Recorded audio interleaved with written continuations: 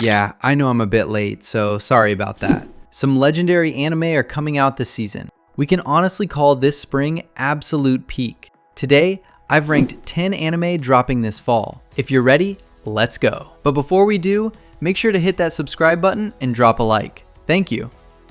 First up is Yowa Yowa Sensei. This looks like your classic ecchi anime. The homeroom teacher, Yowa Yowa, is super clumsy, incredibly shy, and, well, she has some ridiculously massive assets. Our main character, Abikura, just wants a quiet, peaceful life at his new school, but of course, he ends up crossing paths with her. Other than that, the anime looks really solid when it comes to comedy, ecchi, romance, and that love status quo vibe. Liar game. The main character, Kanzuki Nao, is incredibly naive, so much so that they literally gave her a nickname for being so gullible. It follows her and the genius swindler Shinichi Akiyama as they struggle through a dark tournament where people try to win massive amounts of money by deceiving each other. The organization behind the tournament is actually running an experiment to test the question, is human nature truly selfish, or is trust still possible? The art and animation are just okay. They get the job done. But as a drama, high-stakes, psychological, and strategy game,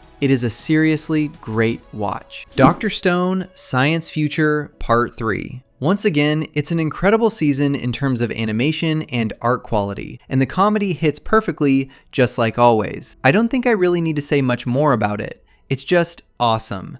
Definitely give it a watch. ReZero Season 4. It's finally here. I've been waiting for this for so long. The art and the animation this season are absolutely perfect, man. I cannot wait to see that staircase scene. It is literally absolute peak. You definitely need to watch this. That time I got reincarnated as a slime, Season 4. I honestly wasn't a huge fan of Seasons 2 and 3 since they got way too deep into politics and stuff, but this season is going really strong so far. The sound effects, art quality, and animation are all top notch. But man, those sound effects are just insanely good. I definitely recommend giving it a watch. Rent-a-Girlfriend Season 5. This anime is so incredibly empty and just flat out bad. And it's not just me saying this. Pretty much the entire community agrees. By the way, this is an actual thing in Japan.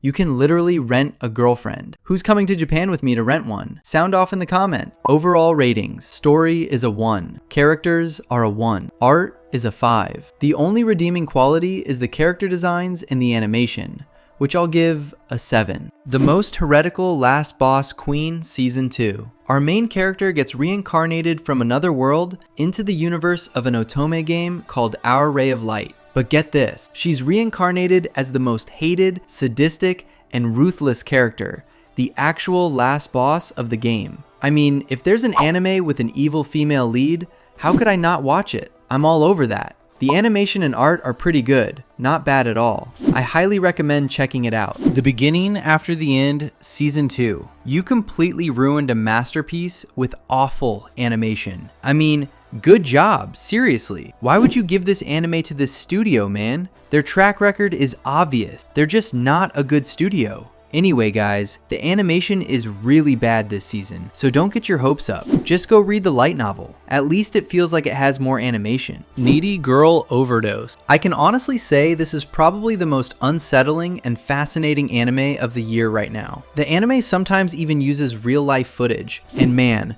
the soundtracks are legendary. I actually just put them on to listen to sometime. The story is about a girl named Ame-chan who desperately needs validation and struggles with her mental well-being. She streams online under the name OMG Kawaii Angel, K-Angel, trying to become the world's #1 internet angel. It centers around her complicated and toxic relationship with P-chan, who is her manager and partner. The show tackles the dark side of social media, the obsession with getting more followers, mental health issues, and the destructive effects of modern internet culture in a very direct way. I highly recommend watching it, but just a heads up, it can be a bit unsettling. Reborn as a Vending Machine, I Now Wander the Dungeon Season 3. I honestly can't wrap my head around how this anime got a 3rd season, considering how many people dislike it. Just picture this, you're in a medieval setting.